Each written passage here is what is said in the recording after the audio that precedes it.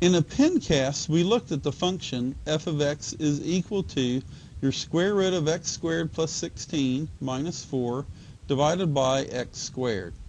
And what I want to do here is show how the graphical approach to looking at that limit or evaluating that limit would fail in a similar way to how the numerical approach failed.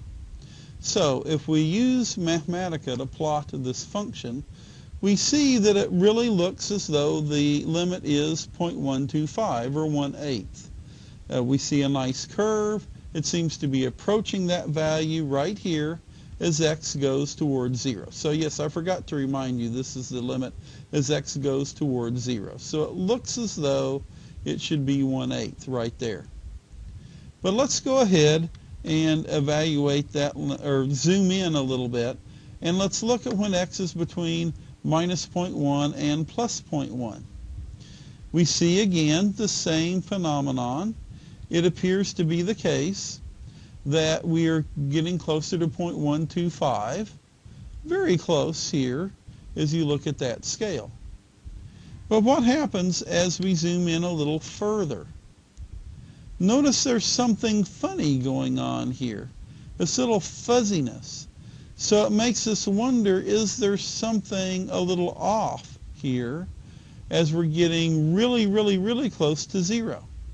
Let's zoom in a little more. Let's get within 1/1000th of 0. Now that looks really crazy.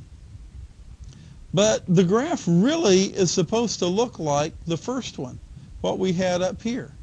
It's just that the graphing routines can't handle that idea of the two numbers that we're subtracting here being so very close.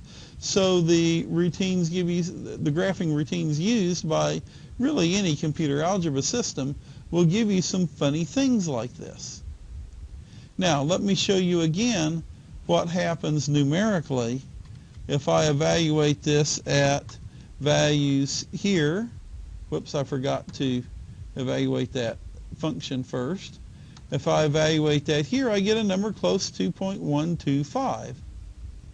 And then all of a sudden it looks like it's about 0.0888. That's very wrong, by the way.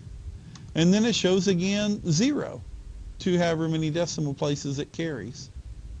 So there are again limits to technology, and so when we find limits, it is best to use our exact methods, such as with infinitesimals, rather than rely solely on graphical or numerical methods.